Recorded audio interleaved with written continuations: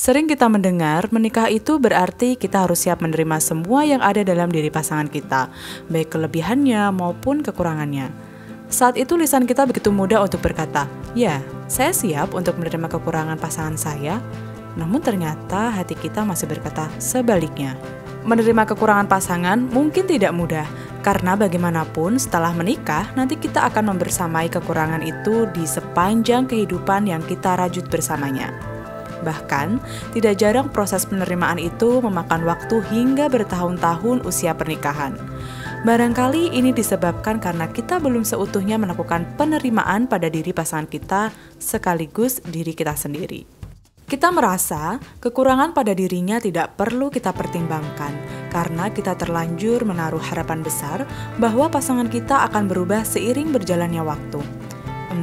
Kita terlampau berekspektasi tinggi, dan ketika ia tak sesuai dengan harapan kita pun tersadar, ternyata kita tak punya kuasa sama sekali untuk mengubahnya.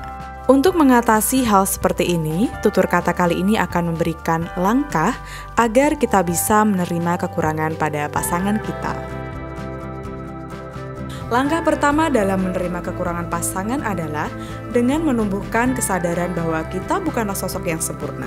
Sama halnya dengan pasangan kita yang juga punya kekurangan. Namun, dengan penerimaan yang baik, yakinlah, kekurangan itu yang justru mendefinisikan bahwa kita telah saling melengkapi satu sama lain.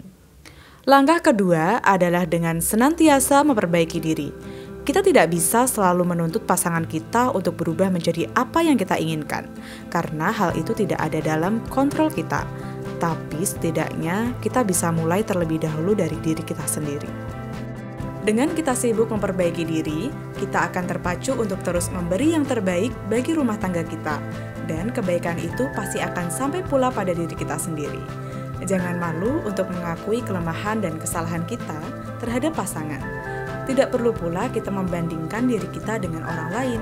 Jadilah versi terbaik dari diri kita. Langkah ketiga, fokuslah pada kebaikan pasangan. Di balik kekurangannya, pasti ada kebaikan yang ia tanam pada diri kita. Saya pernah ikut kelas pernikahan di mana kita diminta untuk membuat jurnal kebaikan pasangan kita. Setiap hari, saya menuliskan minimal 5 kebaikan pasangan kita. Saya pikir, awalnya apakah bisa?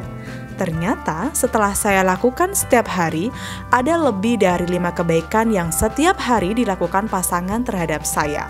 Karena sejatinya segala jenis kebaikan memang mesti hadir dalam rumah tangga kita. Terlepas siapapun yang melakukannya, kita hanya perlu menghargai setiap kebaikan sekecil apapun. Langkah keempat adalah dengan menumbuhkan komitmen untuk belajar mengelola emosi.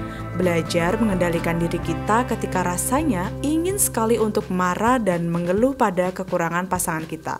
Belajar mengendalikan perasaan kita untuk bersabar dan tidak berhenti mendoakan pasangan kita. Belajar mengendalikan jiwa kita ketika kita temukan kesedihan dan kekecewaan yang sejenak hadir menyapa pada pasangan kita. Jadi, bagaimana? Sudah bisa berdamai dengan ekspektasi kita? Dan mau menerima kekurangan pada pasangan kita?